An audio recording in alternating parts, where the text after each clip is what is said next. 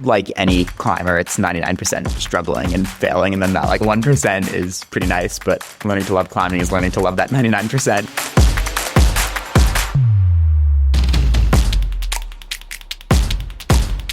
Hey y'all, welcome back to The Struggle. It's me, Ryan, your host. I'm happy you're here. I am freezing cold down here in the podcast/utility closet right now, but I got my big puffy coat on, and the show must go on because today I'm really psyched. We've got a Phenom joining us. We don't always have Phenoms over here on The Struggle. Oftentimes we have very established or people who have been doing it for a decade.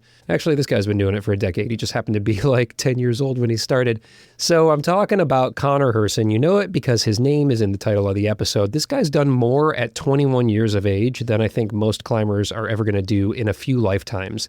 And he's just getting warmed up. If he's not a household name, he's going to be. He should be, in fact. If you're into climbing, you've probably heard his name many times. He is absolutely crushing it and mostly pushing the envelope in very bold, hard trad ascents, but also he climbs everything else with an incredible amount of skill and talent. I'll just go through a quick little tick list here to give you some context for where this conversation is jumping off. Let's start at the age of 15. Okay, he's 21 now, but let's go way back to when he was 15 years old. When most of us were just playing video games, Connor had climbed 50 514s by the age of 15 years old. That's 50, and he also was the youngest person ever to free the nose. That's right, he freed the nose at 15 years old, and from there he just kept on going on a tear. If you want to look at what he's done up until today, the list is just far too long to read, but I'll hit a couple of the highlights here. He climbed 514D or 9A on gear on the route Empath in Tahoe, California. What a crazy looking route. He's climbed both Meltdown and Magic Line in Yosemite, 514C crack climbs, trad climbs. He's one of only a few people to do that. In fact, at the time that he did it, I think it was just himself and Carlo Traversi who had done that. Now we've got Babsy and Jacopo added to the list, and Connor is still one of only a handful of people who have done those two incredible routes. He has sport climbed up to 515 up in Squamish, and the list just goes on and on. I can't go over it all. We're going to talk a lot about all of his climbs in this interview here, as well as about how he trains. I think there's going to be some refreshing little insights in that one for those of you who are out there and maybe don't enjoy hitting the hangboard hard. Guess what? Connor doesn't either. But listen into how he likes to train and everything else about his projecting process. I find very, very fascinating. The mental game when it comes to bold trad climbs is always rich territory. We get into all of that and more in this conversation. And by the way, Connor, like me, is a bit of a weekend warrior. Maybe you're a weekend warrior as you're listening in on this. He's a full-time student. He's studying electrical engineering at Stanford. What an underachiever. And he is taking a little break from school right now to go crush some of the hardest routes in the world. But for the most part, all that he's done up to this point, he has done as a weekend warrior. And so that gives me an incredible amount of inspiration and motivation as I'm trying to do the hardest things in my life. And no, they don't compare in any way to the stuff that Connor's doing by grade or by scope, but there's a lot of similarities there, and we explore those in this conversation and so much more. I'm really glad you're here, and I'm really grateful that Connor had the time to join me for this conversation. I really learned a lot from it. He's a good dude. And just a quick little update from me before we dive in here. You probably recently heard my recent Road to episode with Coach Eric Hurst. My road now is two-pronged, or two-laned, if you will. I have a road to building a pyramid, and I have a road to V8. Now, the pyramid, I'm going to start working on this spring in the red, and I haven't identified the routes yet, but I know I'm going to need some fitness and some strength for those, so that is where my focus is right now on my winter training. I'm doing a lot of stuff on the board and spray wall and max hangs and all this heavy strength and power stuff that I kind of struggle with, to be honest. Do you struggle with this stuff?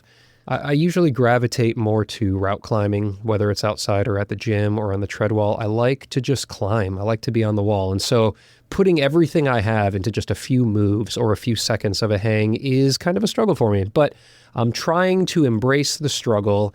And if you want to hear more specifically about what I'm doing with my training, you can tune into the monthly Plog episode that will be coming out. At the end of each month, I put out an episode just for patrons, and there is a free tier over on Patreon that can get these episodes.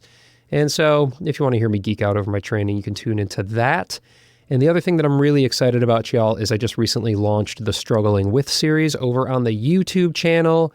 Struggling with Alex Honnold is the first episode up. I'm blown away by the reception of that episode. I put a lot of hard work into it, and I'm really proud of it. So I hoped that it would do well, but it is really popping off and getting a lot of views, which is great. But also the comments have really warmed my heart. So if you haven't checked out Struggling with Alex Honnold, it's 30 minutes of just absolute hilarity and climbing and shenanigans and struggling. And I got Alex Honnold into his first cold plunge ever. I feel like that's a pretty big accomplishment. And he hated it. He really, really struggled. So I got him out of his comfort zone. I hope you enjoyed that episode. And if you have seen it, and if you just have a second to go leave a comment, maybe share it with some friends, or if you're listening to this podcast right now on YouTube, maybe pop over there and check it out. I'd really appreciate it. Those comments, those reviews, all that stuff really, really helps. So whether it's on YouTube or if you're just a podcast person on Spotify or Apple or whatever, if you just had a quick second to rate and review the show, it would mean the world to me. Okay, cool. Thank you so much. I love you. Now let's get into things with one of the strongest climbers in the world, and this guy's just getting warmed up. I cannot wait to see the stamp that he makes on climbing over the next 20, 30, 40 years of his career that's in front of him. He's so fun to watch and is just going to be smashing climbs and grades for many years to come. Let's chalk up with Connor Herson.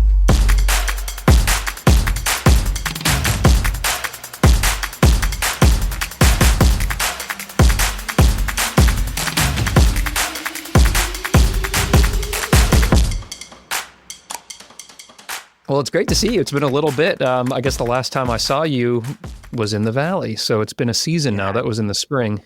Yeah, it was spring season. Is this your first time back? Because you were up in Squamish, and you've been away, I guess, for the last half of the year then. Yes, I've been away. I was here for a little bit around the time of like the Yosemite facelift. Did a bit of work there and started to put in some time on the multi-pitch. And then I had a week in Tuolumne with my friend Brent Bargon, and we did a lot of fun climbing there. And then I had like a day out in Kirkwood. And then, just like this past week kind of came back, and now I'm kind of here for the fall season. Yeah, it's interesting. I just had a conversation a few days ago with Anna Hazelnut, and we were talking about that thing that she bolted. You were just talking about putting in these bolts, that kind of extension, like peace, love, and then like inner peace. That's actually what Brent and I were building on. Oh, sick. Yeah, because I think she mentioned to me that you got the second ascent of that, I think. Is that right? I did, yeah. Yeah, cool. It seems like a rad line, just the way it kind of like connects up into the back of Urian. Yeah. It's like a very direct line up the wall. It's kind of a plumb line, and it's definitely the logical like extension. Like I've always kind of looked at that line and wondered, and like I'd heard rumors that like it goes, and it's cool that now it does. Yeah, sick. That's cool. Yeah, because I feel like I heard you on an interview that piece was like a climb that you really loved, the just kind of the overall movement of and the aesthetic of it. Yeah, it looks rad. Incredible. Yeah. That climb's one of my favorites anywhere. Cool. Well, welcome back to the Valley. It's become a home for you. How did the school year wrap up, by the way? Or you're back into the school year now? It's like I lose my mind. It's been a while since I've been in academics, so we're talking here. Are you like heavy into it? Well, as you can tell by me being in the Valley like full time, I'm taking the quarter off to focus on climbing. Okay. So for fall quarter, I'm not in school. But yeah, spring quarter wrapped up well. Like it was a little interesting, like school on weekdays, Valley on the weekends, like kind of two separate lives, but it was a bit much at times, but it was also really cool. Got the quarter all right. Yeah, when I ran into you, Alex was out there. I think you and Alex were shooting something for BD or something like that. I feel like you were like just coming up on finals maybe or something like that. Like it was springtime, and I was studying for a midterm. Yeah, you were like straight up studying. Like I had a midterm the next day, actually. Yeah. Yeah. That's great, dude. That's a lot to juggle. Is it considerably less stressful then now to have the quarter off? You don't have a foot in each world right now? Yeah, it's kind of allowed me to put a lot more energy into climbing and spend a lot more time out here, which has been really nice. And it's funny, like there's just a few things that make a huge difference. Like probably the biggest one for me is getting way more sleep now. I mean, like college is well known for being very conducive to sleeping. But yeah, so I've been getting a lot more sleep and just like feeling a lot more energetic during the day. And so it's been kind of nice to focus on this just for a little bit. And then, I do miss school as well. And I'm like excited to go back winter quarter. But I think it's nice to just have a little break. And I've never spent a ton of time in the Valley. I've only ever gone like on weekend trips there during school. And then last year during Thanksgiving, I had a week-long trip, and that was the longest block of time I've ever spent in the Valley. So this fall is going to be really interesting, and I'm excited to kind of spend some more time here. Yeah, you're going to have to be careful not to go over Stoker and just like do like 30 days on. Yeah, I know. Took some commitment to go for a rest day today. Yeah. Good job taking a rest. Well, hand drilling bolts will, I guess, force a little bit of rest. And I'm glad it worked out for our schedules to connect here, dude. I really appreciate your time. Yeah. You got a lot going on. And thanks, yeah, it's cool to be able to just kind of dive into, I mean, it's crazy because we're like looking at a career of climbing in your, what are you, 21? Yeah, I'm 21. 21. So we're looking at a career of climbing at 21. So there will be, I'm sure, many more careers of climbing we can check in on over the next years or decades.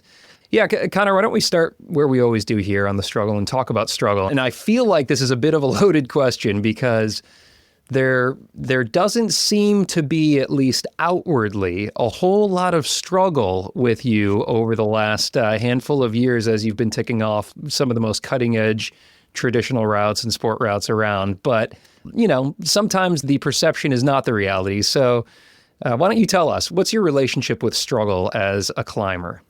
I don't know what you're talking about with perception versus reality. Like, I never struggle. It's true. Oh, good. I knew it. I knew it all along. No, of course I struggle. I struggle a lot. And honestly, I think that the difference between the perception and reality there is just because I don't do a ton of like social media stuff. And I kind of only really post when I send something. So if you scroll through my Instagram, it's just like, I sent this. And then you look at them and they're like several months apart. So it's like kind of like, I'm not just like, going climbing everything first try. There's a lot of struggle in there that doesn't really get conveyed, and maybe should share more, but I don't know. It's a little bit weird kind of how to share the things. But yeah, like any climber, it's 99% struggling and failing. And then that like 1% is pretty nice, but learning to love climbing is learning to love that 99%. Well, it's refreshing I think for me and for a lot of people to hear that's the experience, because I think regardless of whatever climb we're trying to do or whatever grade we're taking on, the experience can be very similar, is right. Kind of the 99% to the 1%. And how do you handle that? I mean, now you've been climbing for basically your entire conscious life. And certainly in your teen years is when you started putting up really impressive ascents, doing 514s as, 14 of them when you were 14 and 50 by the time you were 15, and freeing the nose at 15. And then just on from there, recently putting up 515 and some of these incredible cutting edge crack climbs. Like, you posted that thing at the bottom of Magic Line, and I haven't shared all that much, and that's totally fine. Like, that's your own personal experience. But as you look back and kind of examine your relationship with struggle or failure as you've been working on whatever the hardest thing for you was at that time. It could have been a 513 or a 512 or a 515. Has that changed as you look back? Have you matured in your ability to handle struggle, and how so?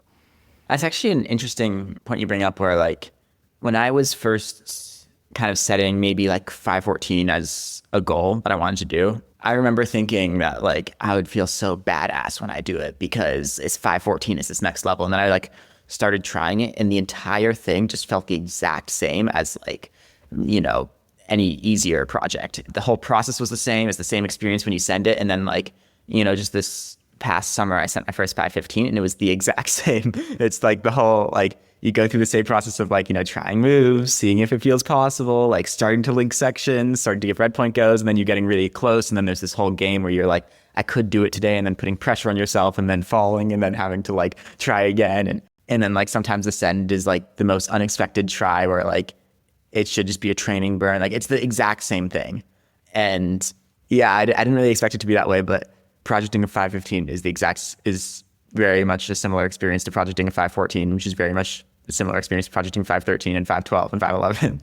So wild. And yet it makes sense as I look back and like, what was my experience projecting my first 511 to now my first 513? And it's like, oh yeah, it is. Although I will say, like, I think I've gotten better myself. I think I've gotten better with things taking longer right. and feeling harder and trying to right. find like little wins or little spots of joy in kind of smaller signposts along the way. And has that been the experience for you as well?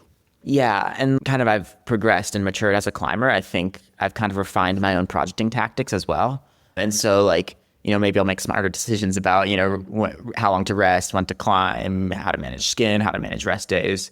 I guess before I was like, oh, a project, that's got to be what, 5 sessions? I don't know. And now I'm realizing, well, it's a lot more than that. And the process is a lot more drawn out, but it is the same process, but it takes a lot longer. And I think kind of managing the expectations where like, I don't know, I feel like a lot of times I get into this situation where I'm like, oh, this climb should take me this much time. And, sometimes it'll take longer and sometimes it'll go way faster. And I feel like it's kind of a bit of a trap that I put myself in, because then in the earlier attempts, I'm maybe like not really expecting to send, because I'm like, well, this climb should be taking me longer. I don't need to really, think about sending it now. And then the later attempts, I'm like, well, I should have done it already. Why am I not doing it? So I think kind of recognizing that the process is going to take as long as it takes, and there's no predicting the future. I'm not going to be able to tell how long it's going to take me. So like, just kind of enjoy the ride. I heard an interesting like piece of advice this summer that really resonated with me. It was from Nat Bailey, who's a really strong Squamish climber, and he was telling this other really strong Squamish climber, Ethan Salvo, some advice when Ethan was trying Cobra Crack and projecting it. And Nat told him like, you can only be trying Cobra once in your life, so enjoy it while it lasts. And that like kind of resonated with me, where like all these climbs I'm trying, most recently Magic Line, like I'm only going to be projecting Magic Line once in my life, right? Like maybe, I could pull a Lonnie Calc and go like do laps on it, but it won't be the same, right? And so I feel like just kind of learning to kind of take that experience as it is, rather than trying to kind of overanalyze it and make something out of it, just kind of accept it as it happens to you, has kind of been a bit of a process.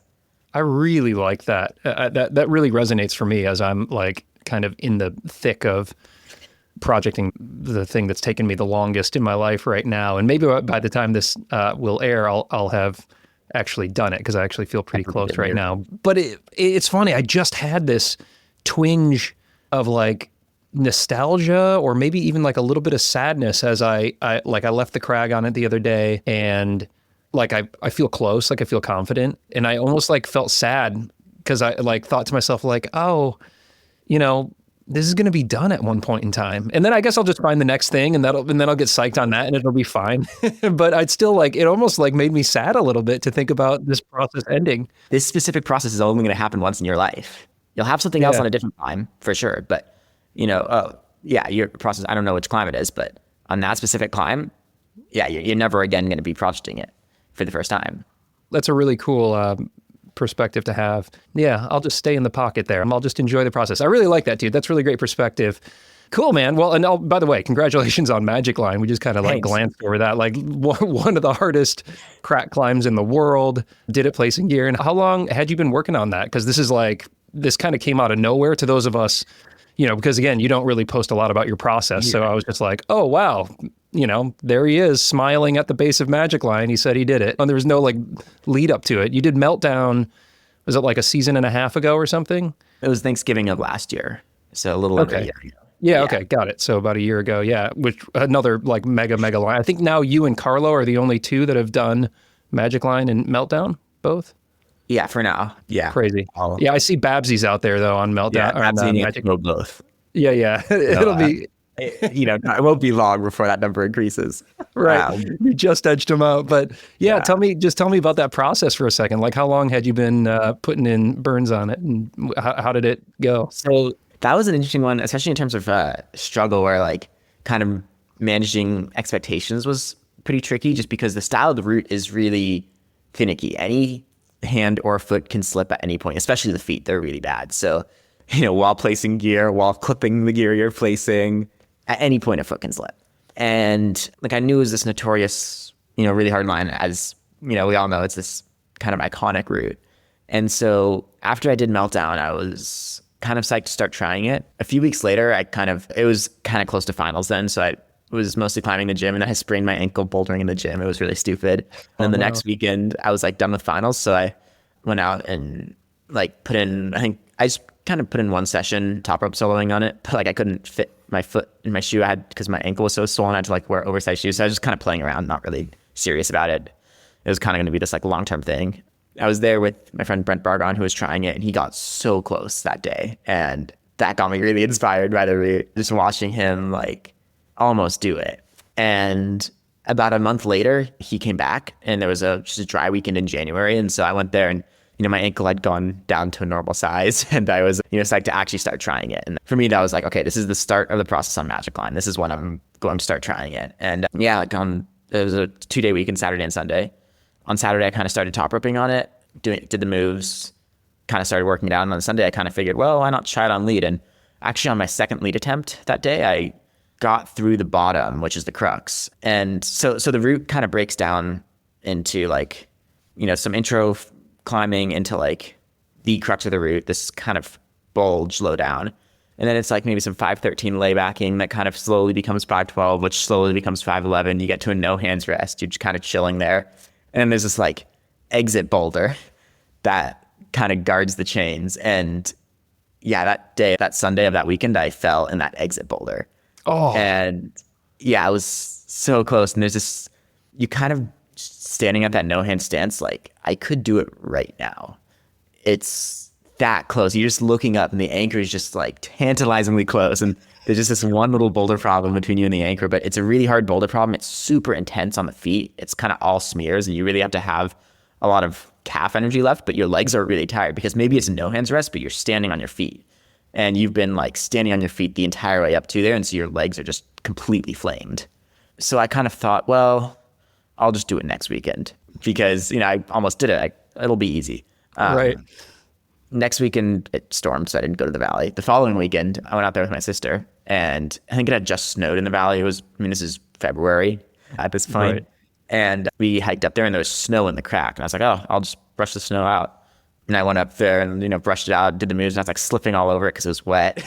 And then like what I didn't realize is there's like a tree above it that had snow like in the branches, and all day the snow is falling out of the tree and into the crack. And so like, I spent an hour brushing snow out of the crack and like rested for an hour, looked back up, and it was like the same amount of snow still in the crack. That's when I started. So I didn't do it then. And I think I had 2 more sessions that spring, and it was kind of similar experiences, well, with conditions where it's definitely not ideal. I think it got too warm, and then like it's right next to a big waterfall. You access it from the mist trail, and Vernal Falls just got really big and, started misting the climb. So it was done for the season. And so it was kind of weird because I kind of expected to do it really quickly. And then I just walked away from that season, like didn't really get another solid chance at it. I had a few attempts on lead, but I kind of fell in the low crux every time because I was just slipping all over it. And so this fall was kind of my first priority. It was definitely top of the list. And I got to the valley in September and it was way too hot. Oh, it was crazy really hot. Warm. And then into October, it stayed warm. And so I was just kind of climbing on other things in the valley, climbed to Tuolumne for a week, went to Kirkwood. And then last Thursday, I came back to the valley in the evening, and it seemed like it was maybe finally cooling off so I could kind of start trying it. On Friday, I just kind of had a solo session, just top roping on it. Saturday morning, hiked up, did a warm-up on top rope, waited. Babsy and Yakovo showed up. I asked for a lead belay, just, remember how it felt on lead. And then, first go, just did it. Shit. Which was really unexpected. Yeah. I was like, telling Babsy, like, I'm probably going to fall in the crux and lower. I just want to feel what it feels like on lead again. And yeah, it's one of those things where, anything can slip at any time, but also you can kind of break through at any time too. And so that was one where I had to kind of throw all expectations out the window and like really lean into the whole enjoying the process while it lasts and kind of taking things as they come without trying to overanalyze them. So cool, man. Well, congratulations. Yeah. How great, like, in a career of climbing some incredibly classic climbs and very hard climbs, you've probably experienced that spectrum of some for sure that are like an absolute like battle, like a fight to the chains where you're just like, it's, you're just groveling your way to the end, and somewhere meltdown. Yeah. Oh, was that meltdown? Yeah. So like juxtapose those two, like one it's like a full battle, and one where it's like, oh, that kind of surprisingly went smoothly. Yeah, it's a pleasant surprise. It's interesting. Actually, a few weeks ago, I met Lonnie at Untitled Chapter, and we were kind of talking about that route. And he said that like when he sent, it kind of felt weird because like he was certain he'd hung somewhere earlier. It was just like it didn't feel real. And it kind of resonated because it was so early in the process. It was almost like, no, I need to try it more. I haven't done it yet, right? Right? And It's so yeah, wild. it was a weird feeling. So cool, man. Well, congratulations. That's really great. And how cool that Babsy and Jacobo were there as well. I got to talk Yeah, with them when they came to the Red and spent some time with them. They're so great. it's so great. Yeah, Just crazy inspiration. great. I'm sure they're going to go on a tear out there. I don't know how long they're in the Valley, but I bet they're out there just crushing. Yeah, oh, for sure. Yeah, Babsy's now played 2 of the sets on Magic Line. Actually, she played Hazel, and she said, Sick. yeah, she's the lucky belay, I guess. How does she belay herself now? That's what she needs. No, that's what she needs. Now, if Jacopo does it, then she'll have 3. Yeah. Dude, oh my God. He's so strong. They're both so crazy. Both So great. Yeah, and inspiring. it was cool. I actually got to watch, like, I was there when both of them did Meltdown, like on both those days. Wow. And it was so cool to watch. It was like watching art. It was pretty crazy. I mean, for both of them, it was their first time getting through the low crux, and they just like kind of kept going. And like Jacopo, he looked like he was fighting so hard and just kind of kept going. And like there's this jug where all the hard climbing ends, and as soon as he grabbed that jug, his foot slipped. It was like a heart in the mouth moment. But yeah, it was one of the coolest things I've seen, actually. I wonder if did you notice, did they climb it differently? Often, Babsy was saying they often climb things differently because Jacopo's got, more strength, as she says, like more kind of pure strength and power than she does. And she'll find different ways to kind of finesse herself through sections that he can power through. But I'm not sure on a climb like Meltdown if there are multiple ways to do it.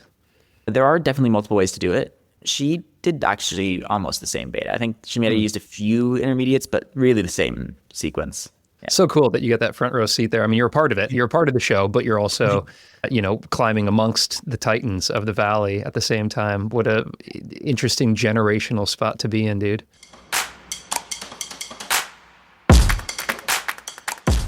This episode's brought to you by Rungni. Y'all know Rungni. It's Magnus Mitbo's company. I love every single thing they make. Let me highlight a few of my favorite products right now. First of all, the harness pants. Oh my gosh, you probably heard me talk about these pants like for the past year. They are durable, they are stretchy, they are feather light, and they look fantastic. And now, oh man, I'm really psyched. They just launched a new version of the harness pants. It's like an offshoot. It's the harness utility pants. More pockets, elastic waistband for the perfect fit, and also improved sizing. So whether you're rubbing up against rock or trekking through the forest, these pants are tough, they're durable, and they are built to withstand whatever you throw at them. And I also want to highlight Magdust Super Dry. This is a new chalk that they just came out with. Super dry formula. If you've got sweaty hands, or if you're like me, you're spending a lot of time in the gym right now, this stuff will keep your hands sticky on rock or plastic. I love all of it. And if you use code STRUGGLE or that link in your show notes right there, you can get 15% off store-wide. Let's go. This episode is brought to you by Boulder Bear's Caffeinated Gummy Bears. Oh my gosh, I love these things so much. Look, I like struggle as much as the next guy, maybe even a little bit more than the next guy, but I also like to have a lot of fun. And nothing says fun like crushing some gummy bears and then crushing your project. I've been using these for months now. They're friggin' awesome. I love that I can perfectly dial in the energy boost that I need. So like each of these little caffeinated gummy bears that are totally delicious, by the way, have 20 milligrams of caffeine in them and 22 milligrams of collagen. So I can dial in the boost that I want. Like if I want to rip some holds off of the TB2 or the boulder sets at my gym, I'll take like 4 or 5 of them, and it's like, boom, having a Red Bull, but without all that liquid sloshing around in my stomach. Or if I just want a little bit of a boost, I'll just take like 1 or 2, or like 1 an hour if it's going to be a long day at the crag, and that just keeps me going great. Swing over to thestruggleclimbingshow.com/boulderbears to try them out. And if you use code STRUGGLE at checkout, you're going to score yourself 15% off plus a free refillable travel pack. It's cheaper than a Red Bull and way, way better for us climbers. Hit that link in your notes to check it all out. Well, dude, I'm already crazy inspired, and we're just kind of scratching the surface here. Let's roll into some of our typical chapters that we do, because I'm excited to hear from you. I think you've got a really unique perspective. You're climbing, at the cutting edge of the sport here, but I think you come at the sport in a bit of a different way than a lot of the athletes that I'll often chat with on this show. So yeah, I'm interested to hear how this goes. First area I'd like to explore is training. Okay. And Yeah, well, I won't load. I've got a handful of different things I want to explore in this chapter. But first, let me kick it over kind of with the general training intro question, which is what's a struggle for you in the area of training, Connor? Discipline to do any off-wall thing, any sort of like training exercise, just the discipline to do it. I'll do like maybe like, especially I train more like during the quarter when I'm in school. I'm not climbing outside as much, so it's like a better opportunity to climb in the gym more and train more. And I'll kind of tell myself like either, I'm going to climb the spray wall a bunch, or I'm going to hangboard some, and I'll do like maybe one workout and then not again. Just kind of every time just go to the gym and climb on general boulders. And yeah, just finding that discipline is pretty hard for me. Do you not work with a coach or anybody? So you're doing your own programming, if it were. Yeah. And yeah, let's focus on that time when you are in school, because you're essentially a weekend warrior. Yes. And that's, for the bulk of your climbing, you've been a weekend warrior, right? I mean, essentially, you get out to the valley on the weekends or wherever you're going, or on summer vacation, you'll take some trips. So, I mean, that's quite relatable for somebody like myself that has a job and kids, and a lot of people who are listening who don't have the luxury of being able to just kind of follow the stoke and live in a van. And there are people who listen to the show that do that too, and that's fucking awesome as well. But let's focus first maybe on the limited time. So if you're climbing outside only a couple days a week, then everything else, let's just kind of consider training for purposes of the conversation here. So you're going to the gym. It sounds like you've got a good gym that you go to, and they've got set problems, they've got system boards, they've got hangboards, they've got free weights, they got all the stuff that you would... They have everything. Yeah, that one would need. Yeah. And so what do you gravitate towards? I feel like during the week, like especially if I'm trying to climb on the weekend, I have a lot of homework and I have a lot of work that I have to kind of get ahead on so that I can get out for the weekend. So my time's kind of limited. I'll have, maybe a 2-hour session tops. And I feel like I will go to the gym and mostly kind of climb on the set boulders. Again, it's not a matter of some philosophy where I think it's the smartest thing to do. It's just I have no discipline, at least in that regard. So I just kind of go and have fun, and especially if I have someone to climb with. Well, oftentimes what we'll do is we'll kind of make up boulders on the commercial walls that kind of target specific types of moves that I feel like are weaknesses, or, sometimes just take off holds. I remember there was this one time I was climbing with my friend Solomon Barth. He's absolute crusher. And we were at the gym. There was a new set and there was a new V10, and it was kind of like crimps and slopers. And he kind of took a look at it. I was just kind of sequencing and getting ready to just try maybe like give a flash go or something. And he kind of looked at it and he's like, okay, we're trying this with none of the crimps, only the slopers. And I was like, what? That's not possible. And like, we ended up doing it, but it was cool to kind of have that perspective to like, I don't know, having a training partner where you can bounce ideas off of them and they can kind of push you in ways that you wouldn't otherwise push yourself is really helpful. I mean, it's crazy to think about editing out holds on a V10, but you could relate that, to me, I could edit out holds on a V4 and see if I could still do it and focus on some weaknesses and try to make it more dynamic. Yeah. Yeah, that's a fun way to take the set boulders and make them maybe a little bit more specific to some sort of training adaptation that you're going for. And you said, you might want to try to identify some moves or things that would either shore up weaknesses or maybe emulate like moves or crux moves that you're working on. So like, what is that for you? What is a Connor Herson weakness, or what would you be working on at the gym that you could then carry out to the valley if that's where you're going for the weekend? Yeah. Well, I feel like for the valley, it's different just because the style is so much more vertical and it's so technical where like, I don't think you can really meaningfully set a simulator for anything in the gym, in the valley at least, because the style is so particular. I don't think you can really get that. And I mean, also in terms of performance in the valley, I feel like I can be in the best gym shape of my life and still suck in the valley. And right now, like I've probably had a total of like 3, maybe 4 gym sessions in the past 6 months, and I'm climbing the best I ever have in the valley because I'm just like climbing here and I'm used to the style of climbing. Yeah. But that said, my weakness is power. It's always been any sort of strength thing. And just a funny side story, when I still competed at my last youth nationals in bouldering, I topped every single slab boulder of the competition. I think I was the only one in my category to top all of them. And I don't even think I got zone on a single boulder that wasn't slab. Maybe on one of them I got zone, but like I got shut down. So anything steep, anything powerful, big moves in particular really challenge me. So I feel like we'll kind of go to the steeper walls in the gym and just make up like boulders as hard as I can, or generally the set boulders there are hard enough for me that like, yeah, I can just do those. It's more on slabs where I kind of have to make up my own boulders. But even then, like if it's a short gym training session, I'll kind of focus more on the steeper boulders. I mean, for the listener, and I'm sure everybody is quite familiar with your climbing, but when you say power is a weakness for you, I mean, it's a weakness relative to your other strengths. I mean, you've put up insanely hard sport climbs at Jailhouse and recently 515 at Squamish. And so it's not all just smeary, stemmy technical climbing that you do. You do incredibly powerful climbing as well. But I think, as you're saying, you're focusing on your weaknesses, especially if you can't train the very technical style of climbing that you would do, like going out to the valley, then focusing on that steeper, bigger move, more dynamic climbing makes sense. What comes to mind for me there is like a moon board or a TB2, system board where you can drop them to 40 degrees or 50 degrees. And that would be ideal. Is that what do you hop on those as well? Well, my gym doesn't have either of those, so I don't. Oh, really? Yeah, I've actually still never climbed in the TB2. I really want to. It's really good, dude. It's really good. Yeah, the gym I climb at, in terms of system boards, it has a kilter board, but I don't know, something about that style of climbing just isn't quite what I'm looking for in training. I feel like that one is more like really big moves between better holds, which is not necessarily my strength, but I feel like it's those medium length moves between really bad holds. Like still big moves, but like not like dynos or anything. Right. Yeah. And then like just garbage holds. So you want a 2016 moon board is what you want. Well, I want a 2016 moon board or a TB2. So yeah, Dogpatch Boulders, if you're listening to this, yeah, get a TB2. Or Will Anglin. Will, get over there and hook Connor up with a TB2. Good, man. Well, that's a big struggle for me, the board training, because I'm a predominantly a Red River Gorge climber, so I don't get a lot of that.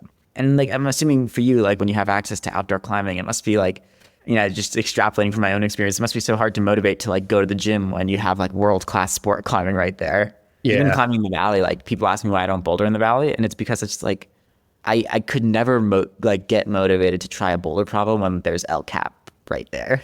Even Meltdown, like, is such a cool climb that like I was psyched anyway, but there's still that thought in the back of my head, like I'm going to the valley and trying the same 60-foot climb over and over again.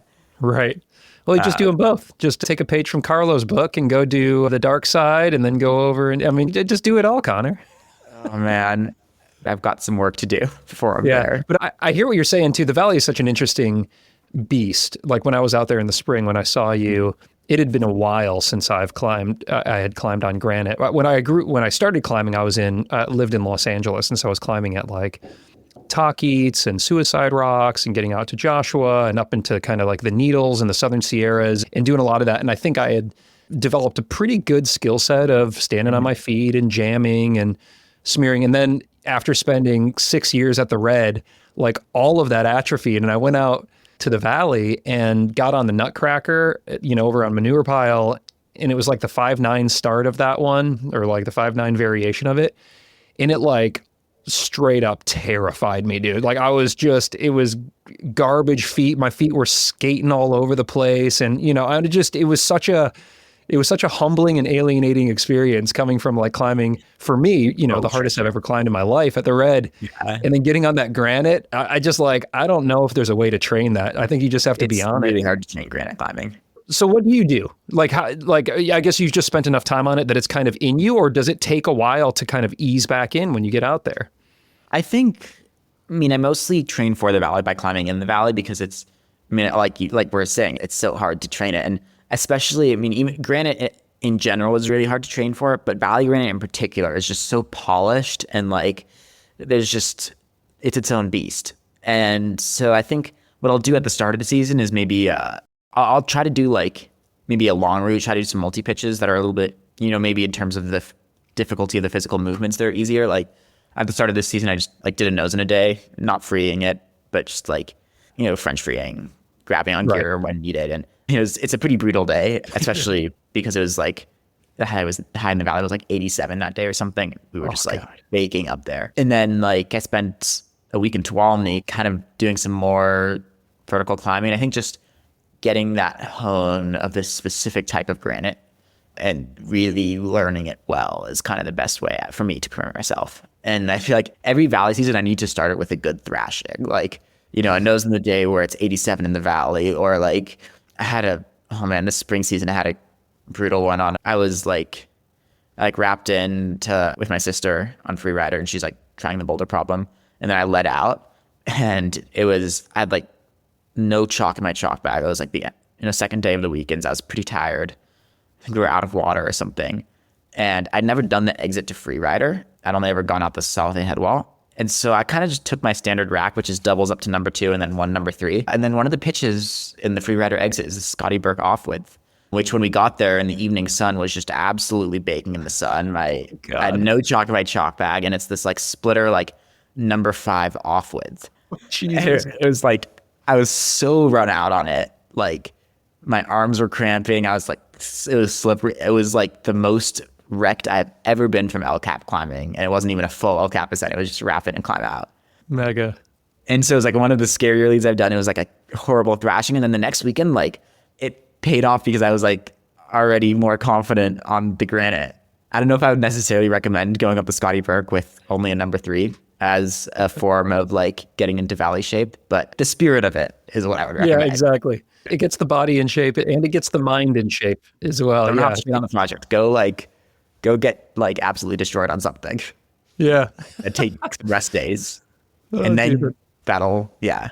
That is heinous. That is heinous. I love it though. Good. Well, so you're in shape, and I think we can probably transition out of training here, and I want to move on to the next chapter, but I guess I'll close the book on the training chapter with just like kind of any other, is there anything that like general off the wall stuff that you do? Like, are you hangboarding? Are you lifting weights? Is there anything that you're doing to kind of maintain fitness where it isn't actually the act of climbing?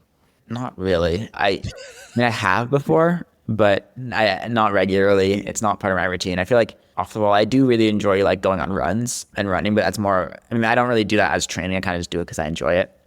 Yeah, in terms of off the wall training, like there are some things that I've been meaning to do more of, in particular stretching and kind of like shoulder band work to just keep the shoulders healthy, and more like mobility stuff I feel like I should do more of, but no, I don't really do any of that. Like, do you ever just have the thought, Connor, like that if you just like hangboarded twice a week, you could climb 15C? I mean, the thing is, I feel like I've noticed that on a hangboard, I'm pretty weak. Like I don't know, like relative to my climbing ability, I'm quite weak. But I think, for instance, if you measure any sort of like metric on a hangboard, it would be pretty bad. But when I get on granite or when I get on the rock, my finger strength isn't that bad. And I think there's like something that can't quite be replicated on a hangboard about it. Maybe it's like, I'm just kind of theorizing here. It might be when, you have your feet on, so it's not like full weight. Maybe instead of trying to do like adding weight on a 20 millimeter crimp, maybe you're like have your feet on, but you're on like a 4 millimeter crimp or something. Right. And I think those are two very different types of finger strength. But that said, yeah, I mean, it's not like a whole philosophy thing where I'm like, I am against trading. It doesn't work. It's just a discipline thing. It brings to mind conversations that I've had with both Chris Sharma and Alex Honnold, where like they just prefer to be out applying their finger strength and building their finger strength on rock and doing it where it comes with technique and movement and enjoyment because they're outside. And I mean, Alex has said to me like, hey, if I want to get serious about climbing 515, I really need to like probably spend less time on rock and actually train more. But you know what? So far, I'm not that serious about it because I'd rather just be out climbing. So it's, it's like, I guess, to each their own. Yeah, I think to each their own. I think it's also, it kind of depends on like how much bandwidth they have, or like oftentimes if I'm like in school, I'm pretty like stressed with assignments and stressed with, trying to get ahead for the Valley weekend. And I think I'm just like not in a great headspace where I'm like, I'm going to go do, a hangboarding session now. Right. Like, it's like, I need a release. I need to just go climb. I just need to go climb something. I'm definitely open to it. I would hangboard more if I had more discipline. Well, we'll see. We'll see what next chapter comes for you. But the just go climb thing seems to be working well for you. Quick question for you, climber friend. What's the first thing you do when you fall off of a climb? Whether you're at the gym or you're outside, you fall and you look at your hands, right? You look at your hands and you say, why have you failed me, hands? And you take a look at your skin and you say, come on, skin, can you give me one more go? Well, the answer is yes. If you are using Rhino Skin Solutions, I'm so psyched to be partnered with Rhino. I've been using Rhino forever. As a climber, it's made by climbers for your adventures.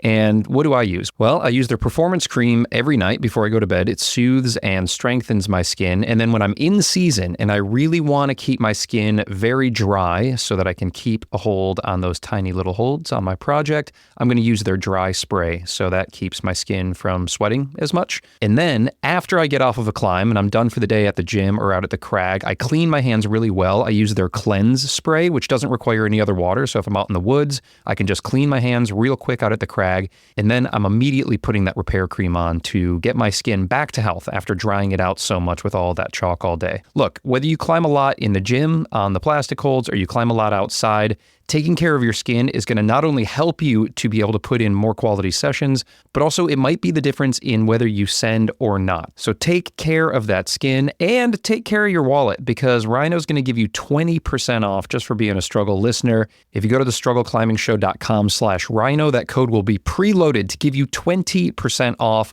or just use code STRUGGLE at checkout over at rhinoskinsolutions.com. Let's go.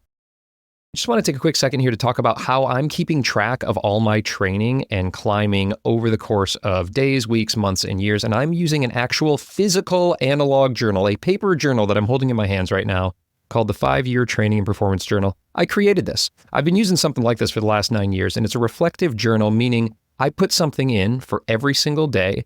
And at the end of the year, the next year starts back underneath that first one, so that as you go, you are able to see where you were at 1 year prior, 2 years prior, 3 years prior. You can log your goals at the beginning of every month and see what you checked off. And then the big breakthrough for me is that I'm able to reflect back and see what training interventions are actually working, what are worthwhile, and maybe which ones aren't. And I'm also able to see with a ton of gratitude and joy how much progress I've made.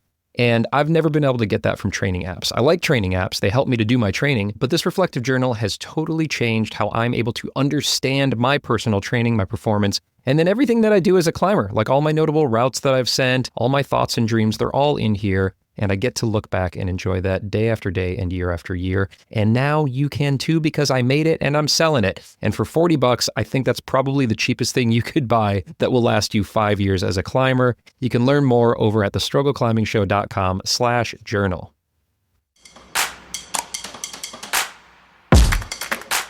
Let's talk about nutrition for a second here, and how you're using nutrition to support your climbing goals, and is there any struggle in the nutrition game for you? I feel like I'm not incredibly scientific with nutrition. I don't have a specific diet or anything. I try to just kind of make sure I'm getting, like, with everybody else, trying to just make sure I'm getting like protein and vegetables and carbs, and, kind of just eating like a balanced diet. I don't I don't turn down sweets or anything. I don't have any specific diet, but I mean, there are some things where, like, I took a class that was kind of about metabolism, especially as it pertains to sports nutrition. And there are kind of some takeaways there where, like, some small modifications that I will make, like, on training days to, like, make sure I can recover, but it's nothing crazy. I don't have any, like, secret recipe or anything. And the other thing is I eat a lot. I don't try to, like, restrict calories or anything. I've been listening to, I guess, a lot of podcasts with, like, competitors and, like, sport climbers who kind of have talked about eating disorders, where they say it's like the hard part is that in the short term you are rewarded with being light. Yeah. Sport climbing, bouldering. And I don't think that's the case with, like, more technical granite climbing. I think having more energy throughout the day for longer days, especially if you're climbing like El Cap or something, is way more rewarding. And I think if you're trying to do like a nose in a day or something, I think there's no such thing as, like, too few calories on the nose. Yeah. Like, you have to get as many as you can get down, because, I mean, you're moving for so long. And so, yeah, I don't have any nutritional secrets, but I just kind of keep a balanced view of it and try to, like, make sure I'm just generally getting what my body needs. Well, you mentioned that course that you took, and some things that you try to keep in mind in terms of just, like, fueling faster recovery or the gains that you're trying to get when training. For you, what is that? Like, what are you trying to keep in mind on those days? I think it's, if I'm doing a hard training session, more like making sure that I'm having, like, a meal after a training session for recovery is pretty important. Or if not a meal, at least something, because it is kind of, I mean, I have fallen in the trap previously where I, like, go to the gym and then, like, I have to go straight to class and then go to another class. And then it's like, 5 hours later and I haven't, like, eaten anything since my gym session. And that's kind of dangerous. So that's, like, one of the takeaways, especially keeping the recovery in terms of carbs and protein. And trying to definitely like up the carb intake on days that I'm climbing, especially longer days too. Just a few general things like that. It's nothing too specific. I'm not like, I don't have my secret smoothie like with, I don't drink smoothies actually. You might need to develop one. You could do the Herson smoothie and like you could market that. I remember talking to Emily Harrington when she was doing Golden Gate in a day, and she brought like burritos up on route. She was like, I needed real food up on that route. That's actually, so, is that what you're doing? That's a great idea, actually. Like on El Cap, like, I mean, because if I'm doing a multi-day ascent, like I'll just bring freeze-dried food up there or something, and it's like kind of hard to get down. And again, this is the genre of climbing where, you know, an El Cap in several days or like a backcountry backpacking trip, like going to some like alpine area, the whole like standard nutrition thing gets thrown out the window. And my philosophy is just try to get as many calories as possible because like I feel like I get into a mood where like I don't really want to eat, and then it's like, you know, a few hours later I'll just get really tired and hungry, and like I won't physically, like I won't consciously be like, oh, I'm hungry now. I'll just be like really tired and have no energy and kind of just crash. Right. And so just kind of trying to make sure I'm getting as much food as possible. But a burrito would be great, especially because the freeze-dried food is really hard to get down for me. Right. Yeah. Burrito beta. I mean, it weighs a little bit more, but it's more fun to eat. Although I was kind of thinking like on El Cap, you have to haul your water up anyway. So freeze-dried food might not save that much weight because you have to haul the water up anyway. So if you could haul a little bit less water and bring a burrito, that could be kind of nice. There you go. Yeah. What about caffeine? Do you like get like jacked up before needing to try something hard? No, I don't even drink coffee. Oh, really? No caffeine. No, I don't drink coffee. I don't drink alcohol. I don't drink any. I would be 21 to have natural energy. Look at you. Caffeine. I actually can't do coffee either because it makes me really jittery, but I do other forms of caffeine just to I feel like for certain types of climbing, coffee would be really helpful. Just having that power. I don't know. I've never had any. I think that also might be another reason why like getting all this extra sleep has been really nice because now I just like naturally have a lot more energy. Let's move on and talk about tactics. And tactics, like this is a rich territory for the type of climber that you are. So I want to dive into tips and tricks and, you know, maybe even explore tactics that you've brought into specific objectives that you've done. What comes to mind when I say tactics? Like what strikes you? Any struggles, any areas that you feel are kind of game changers, make or break on the types of climbs that you do?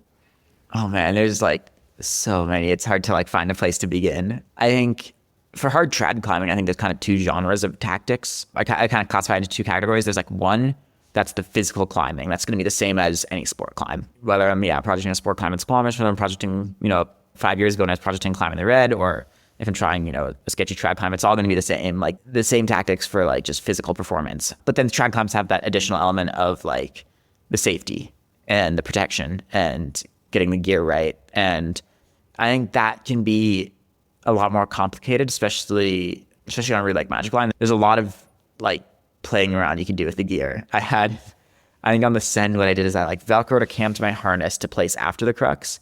And then I had another cam that I placed like in the middle of the crux that I did the first half of the crux with it in my mouth. And then because I had the Velcro piece on my harness anyway, once I got like to the no hands rest, I put another cam in the Velcro to place just before going into the top crux. So there's a lot of things like that. And you rehearsed this on top rope first? I did, yes.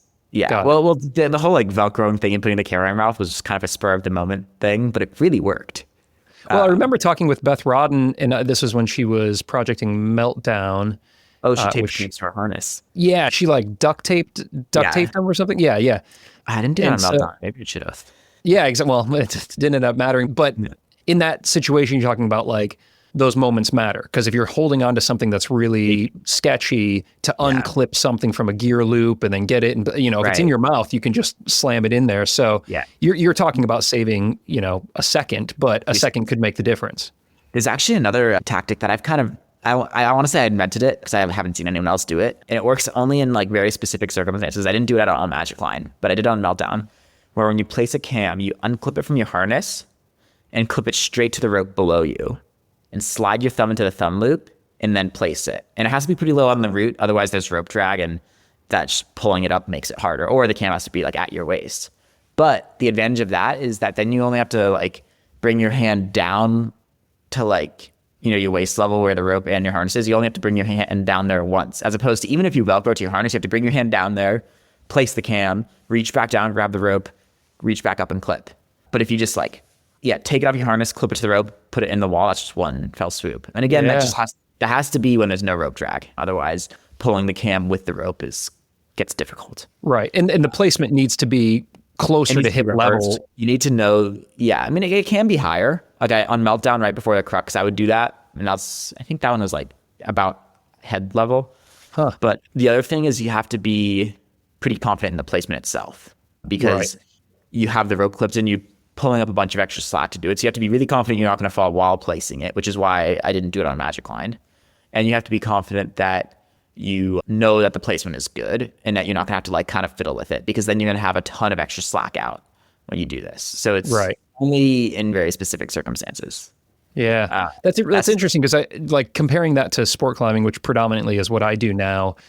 I try to, when I'm projecting a route or if I'm trying an on-site, I try to consciously force myself to get to bolts where they're closer to my waist. So I'm having to, so I'm pulling up less rope and it's less time. Yeah. And, there's a mental aspect to that, because you're like, oh, I'm climbing further above my last piece. But the reality is like, well, if you're clipping it close to your waist, I mean, the fall is essentially going to be the same. There's just like, I don't know, there's a little bit of a mental kind of game that comes into play there, sure. Especially when you're on setting. I feel like when I'm projecting a sport climb or a trad climb, clipping is part of my sequence. I know exactly which holds I'm clipping from. And it's funny, when I was projecting that new Midnight Way at Squamish, it's a really long climb.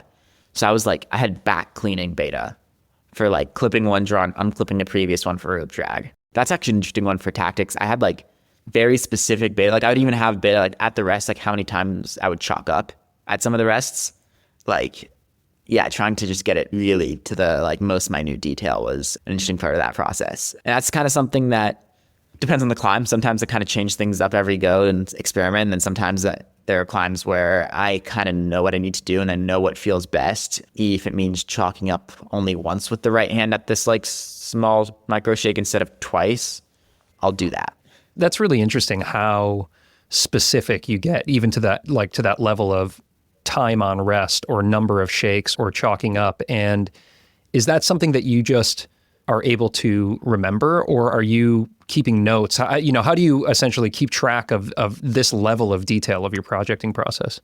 I think a lot of times it's not conscious. I think a lot of times like I'll just kind of get in the habit of doing it and I'm not going to actively think about it. And I think that's kind of how I tend to remember best. I've had a lot of climbs where I send it second go, because my first try, I'll go up, figure out the moves, lower the ground, and I couldn't necessarily tell you at the base what the crux sequence is.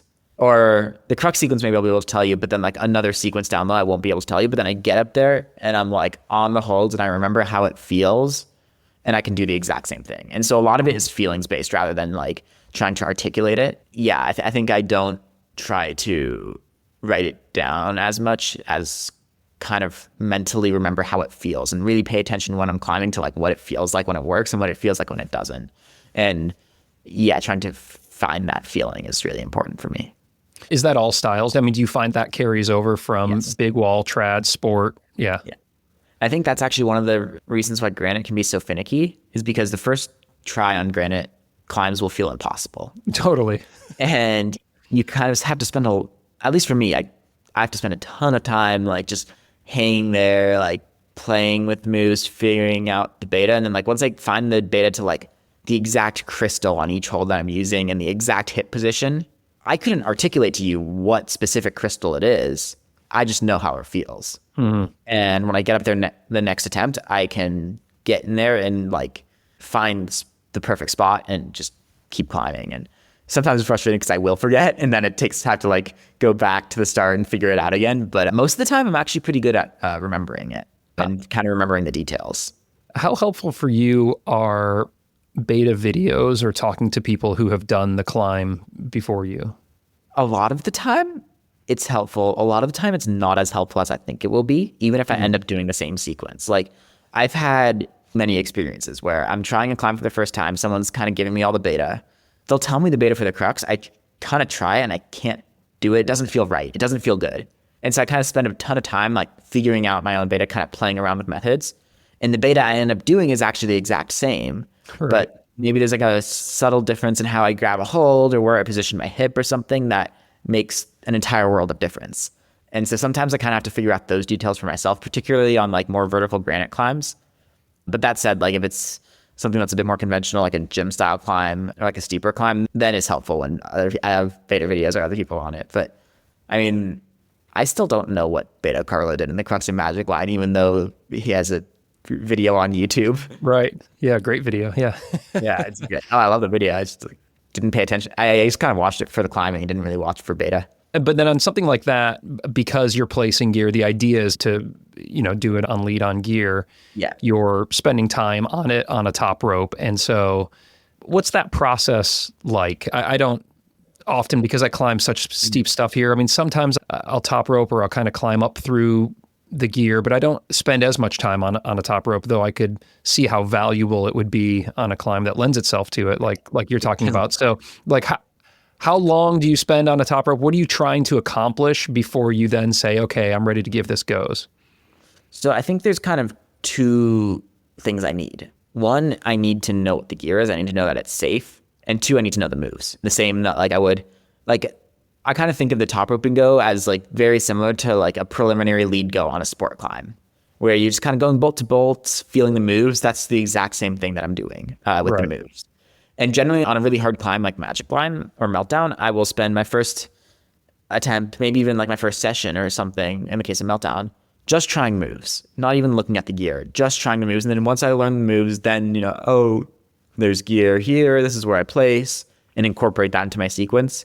And once I have that, then I kind of feel ready to give a lead go. And if the climb's safe, I'll probably give lead goes sooner because it always feels different on lead than top rope. But if it's sketchy, I'll wait a little bit longer. And there's some trad, like I don't want to say it's like a trad climbing versus sport climbing difference, because I mean on routes like Cobra Crack and Squamish, that one's steep. That one you work at like a sport climb. You work it ground up and you bring a few extra cams because you can, even if you have to do a bigger run out on lead, there's placements that just you can't place on lead. So you can 8 up and get those placements. So it's just kind of the equivalent of like, I don't know, clipping up to the next bolt and working the sequence there on a sport climb.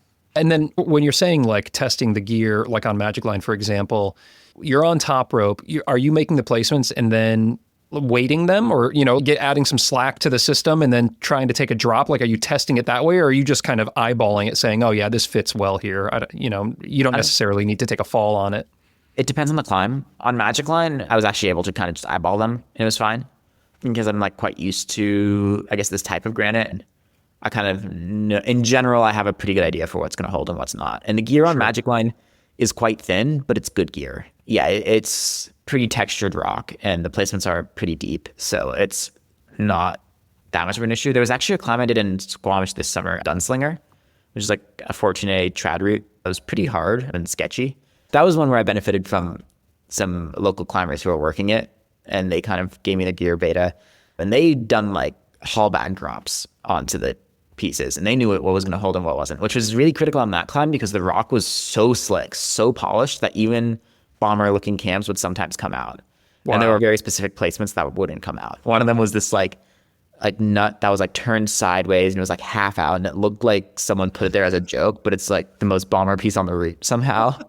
Like if you place it right, it's not going anywhere. Crazy. And so actually, the Gunslinger is a great example of a route that I spent maybe a bit more time top roping before I felt ready to give it lead goes. Yeah, I imagine the sketchier or, kind of the more exposed, the riskier something feels, the more you're going to want to have comfort to essentially do it without having to take falls.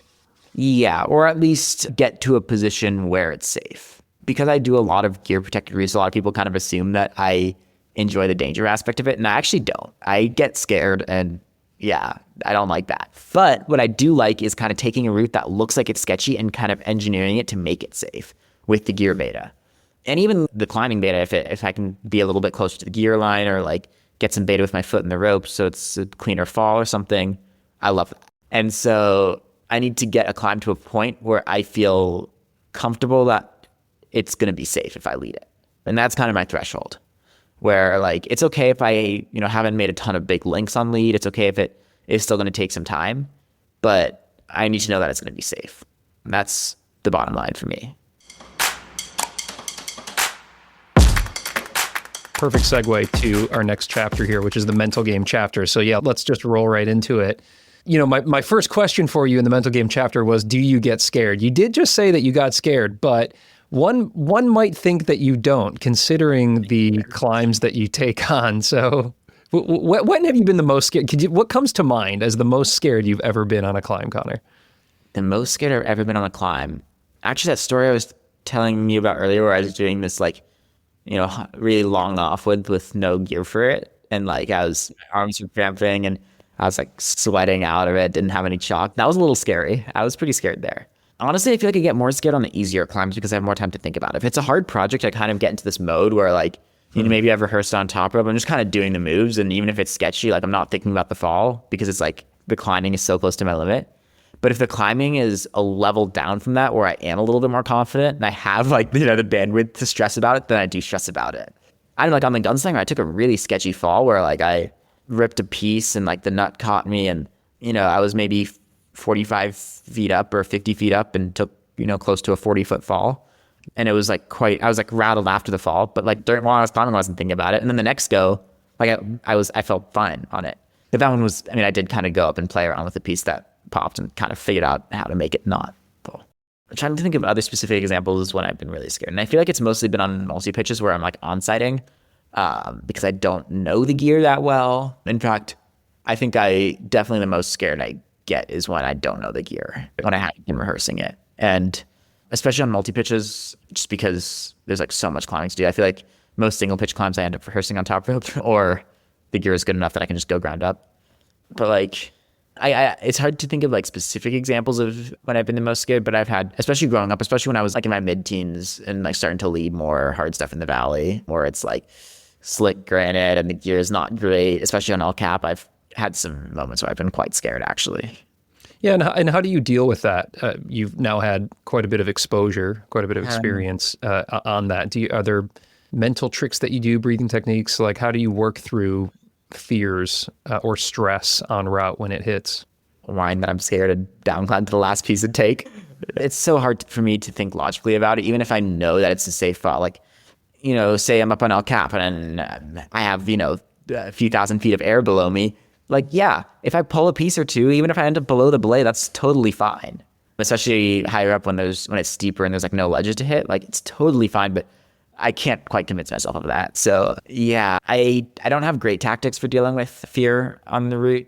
I think it's definitely something that I'm always kind of learning. I think I only get less afraid when I've just taken a lot more falls on gear. And with experience every year, I've taken, dozens more falls on gear and on smaller gear and on sketchier placements. And I kind of have a better idea of what's going to hold and what's not. And that is a great way for me to manage fear. But short of that, I don't really have anything, unfortunately. I'm curious what draws you to that style of climbing. What seems to be you're most psyched about hard traditional climbing, if I'm, recognizing that correctly, but you can correct me if I'm wrong, compared to, there's really cutting edge, hard, bolted routes out there. Is it because of the style of climbing that trad climbing affords, so namely some crack climbing, or is there something about the process of solving the riddle of gear placements and trusting it and that extra mental challenge that comes with trad climbing compared to sport climbing? I definitely love crack climbing. I'm not going to deny that crack climbing is so fun. But I think when the process involves a lot more mental challenges, especially in terms of gear, in terms of dealing with fear on routes, especially where you have to kind of engineer the gear and you're not really sure if it's going to be safe. And then you kind of figure out a way to make it safe and you're climbing up and you're fiddling in gear yourself. It feels a lot more rewarding when you do it. And I think in general, the routes tend to be a lot more inspiring because there has to be a line where there's gear. So they tend to be a lot more striking. And there's something about a cliff that has nothing on it and you just kind of walk up to it and climb it, even if you've been rehearsing it, Right. Where that kind of feels a lot more rewarding for me than, say, climbing up and clipping permadraws that are already there and kind of already on the rock. And the other thing is that makes a difference that kind of recently has been another aspect that I've been more psyched on is the fact that traditional climbs tend to be a lot more natural. They tend to have a lot less gluing or chipping on them, whereas a lot of hard sport climbs, actually most of them, will have holds that are either reinforced or chipped. It's kind of climbing's dirty little secret that a lot of the hardest climbs do have that. And that used to not bother me as much, but now like it does a bit more. Like I still love that style of climbing because it's really fun, but I feel like I couldn't make that the only type of climbing I do.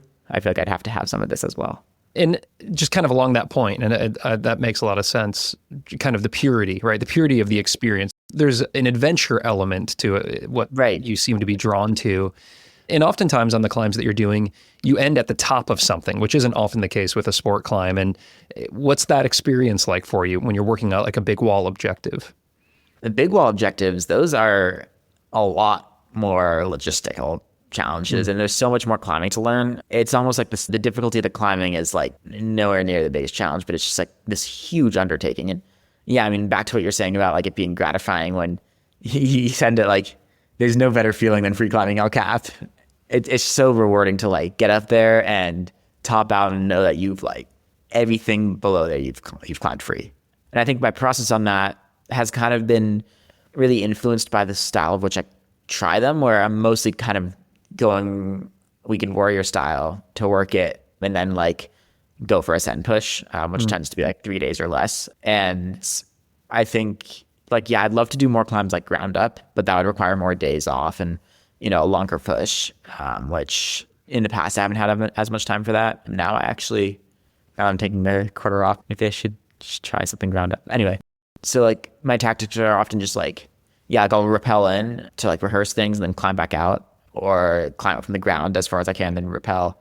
And yeah, like those days will tend to be like a full day of hiking and rappelling or climbing approach pitches and, you know, a ton of logistics for maybe like an hour of climbing. So the trade-off there is a little bit trickier. It's when you're working it, it's hard to see how it's worth it just because it's like so much time and like energy just to get to the pitch you want to try. Right. But it just like, it adds to the product. It just makes it like so much more rewarding, like once it finally does come together. And on the flip side, there's no worse feeling than like you get on a free route that you try on El Cap and you free everything up to like a crux pitch up high, and like on the last day, you know, you just can't quite put it together. So it's, yeah, it's rewarding in some ways, and in other ways it can be frustrating. But, you know, at the same time, it's hard to really complain when you're on El Cap and, I mean, getting to do so much climbing. It's a pretty special experience. Yeah, I always try to remind myself, like, a bad day of climbing is still one of the best days of the year. A day of climbing, yeah. Yeah. It's funny, actually. Like, that's one of the reasons why I've been gravitating more towards outdoor climbing rather than competitions in recent years, because it's so much easier to, like, find that, you know, that silver lining where if you have, like, say, if I'm considering, like, do I want to go to this competition or do I want to climb outside? I'm like, well, okay, what's the best case scenario in either case? Like, either I send the climb or I do really well in the competition. And what's the worst case scenario? Like, I spend a ton of time in training, go to the competition and like fall low and like don't get that much climbing in, or I get to go to this beautiful place and spend some time like trying a really cool rock climb. Yeah. So, and that's something that I've been, especially in recent years, like trying to make sure I'm reminding myself of that and try to reframe. Like, I do this sport because I love it. Like, I should make sure that even when I'm not sending, I still love it. Well, this gives us a good opportunity to talk about things that bring you joy and happiness and that you're psyched on when you're not having these grand adventures out in the mountains, when you're not working on climbing or obsessing or not obsessing over your finger strength, as it were.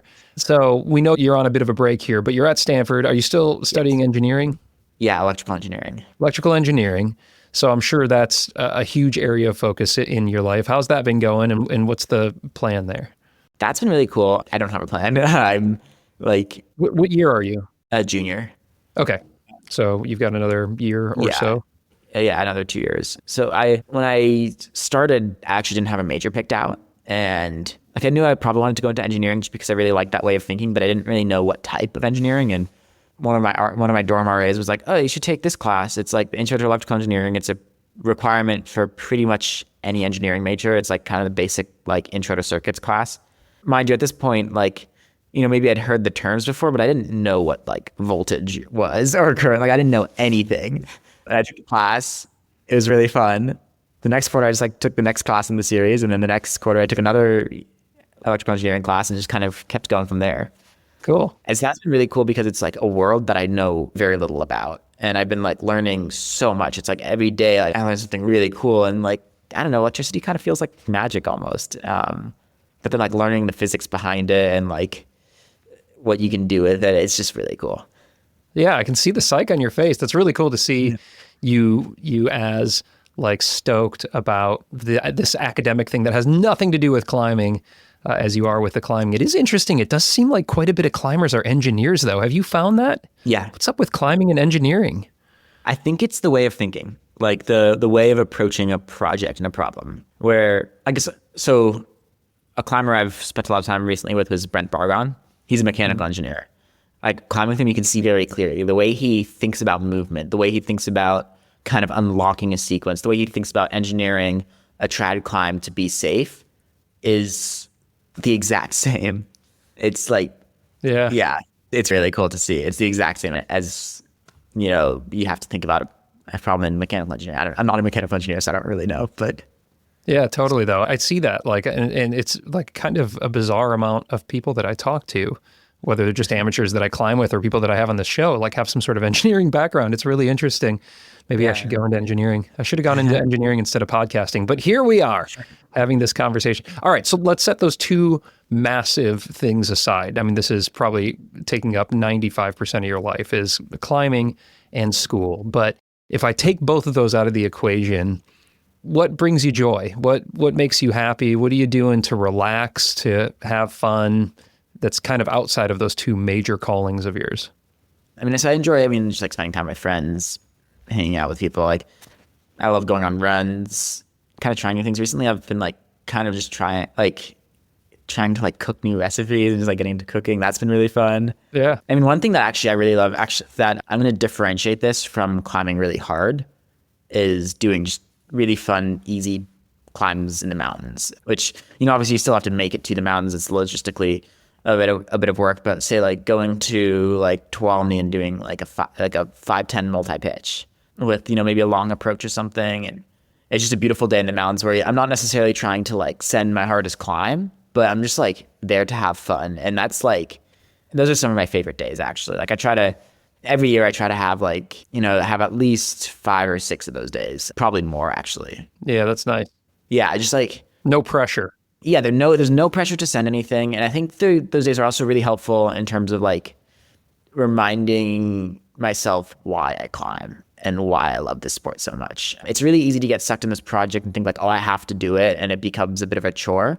But when you have that day, like one of my favorite routes in Yosemite is the third pillar of Dana. It's 5 pitches, trap 10. Beautiful hike out there, like absolutely stunning location. The climbing is just so fun. And like, I'm out there and I just have like this like ear to ear grin on my face the whole day. It's just a fun day. All right, that wraps things up with Connor Herson, not the first and not the last. We are going to be hearing that name as this guy takes on some of the coolest climbs and objectives with, I think, one of the best perspectives in the game. And man, can he try hard. Really excited to see what this guy does. Connor, thank you so much for your time. Man, what a pleasure. Hey, if you guys want more Connor, who doesn't want more Connor? There is a bunch more in this bonus episode that I just released for patrons and Apple subscribers. That's right. If you give me a few bucks a month, then you get access to bonus episodes, full uncut videos, over 100 hours of all of this good stuff. And here's what Connor and I spoke about just for members of the struggle community to help me keep the little space heater going here in my podcast/utility closet.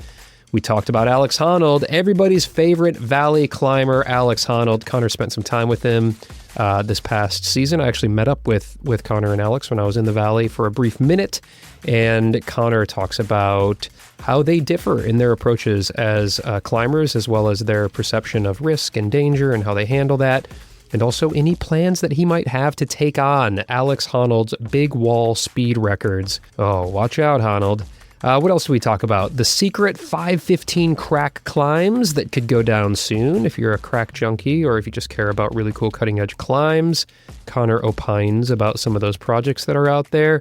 He talks about urban climbing, like the stuff that Tom Randall's been doing a lot lately and whether that interests him. We explore the flash go versus the second go and kind of the tactical calculations that are made between those two things. And I found that really interesting myself as I've been focusing on trying to flash and second go certain routes. So some cool tactical calculations in there.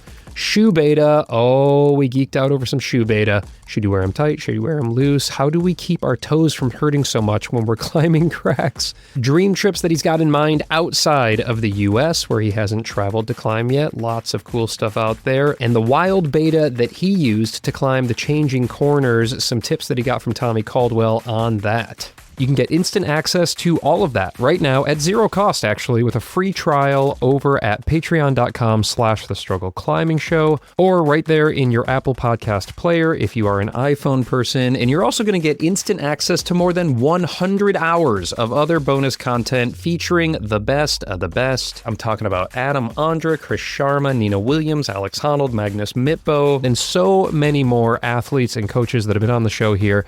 Plus, pro clinics on stronger fingers with Dr. Tyler Nelson, advanced bouldering with Allison Vest, moonboard with Ravioli Biceps, performance hacks with Hazel Finley, and so many more. It's all there for just a few bucks a month, or actually zero cost right now with that free trial, so you can try it before you buy it. Although, honestly, your support as patrons and subscribers is really what helps to keep this thing going. So if you got a few bucks, I certainly would appreciate your help as I'm jamming away here in the podcast/utility closet. Thank you. I love you.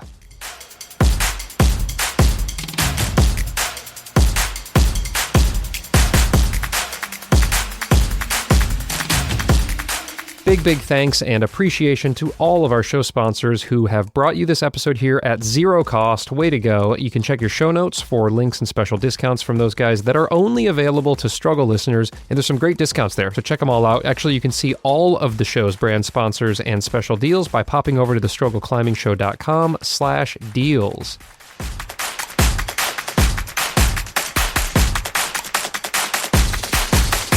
Hey, did you know that The Struggle is carbon neutral in partnership with the Honnold Foundation? Well, you do now, and it feels pretty good for me to write that check every month. They're doing such amazing work to bring clean energy to communities around the world. Y'all can get inspired and learn more about their amazing work over at honnoldfoundation.org, and toss them some love if you can. They're doing awesome stuff.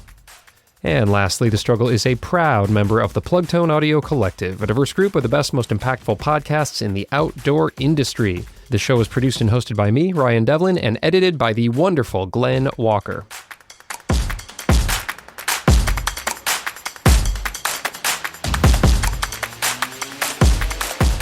All right, that clips the anchors on this episode. Thank you so much for tuning in and supporting the show. If you want to do something that helps me out for zero cost, you could rate and review the show wherever you listen, or just share this with one of your climbing friends or the gym that you climb at. It really helps to get the word out there. I appreciate it.